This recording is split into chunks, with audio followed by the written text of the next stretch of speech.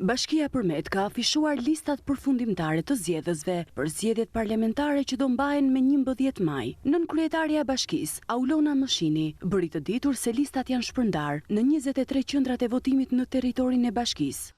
Ne kemi afishuar të gjitha listat në për të gjitha qendrat e votimit dhe nuk kemi patur asnjë lloj problemi. Në Bashkinë Përmetit numërojnë 23 qendra votimi, siç kanë qenë edhe në zgjedhjet para këtyre zgjedhjeve. Numri total i votuesve është 16.179 votues, ku 1.295 janë votues të diasporës, të cilët përgjithsisht në zonën e bashkisë tonë janë të përqendruar në shtetin fqinjë në Greqi. Mëshini u bën thirrje të gjithë qytetarëve të kontrollojnë emrin e tyre në listat e publikuara për të siguruar të drejtën e votës në ditën e zgjedhjeve.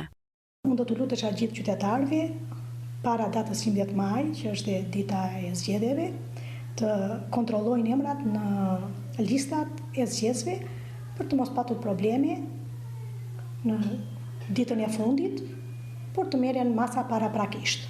Në zgjedhjet e vitit 2021, në Bashkinë e Përmetit funksiononin po 23 qendra votimi dhe këto vit nuk raportohet asnjë qendër e mbyllur. Sipas të dhënave zyrtare, numri total i zgjedhësve të regjistruar në këtë bashki është 16.179 zgjedhës, përfshirë edhe 1.295 zgjedhës nga diaspora.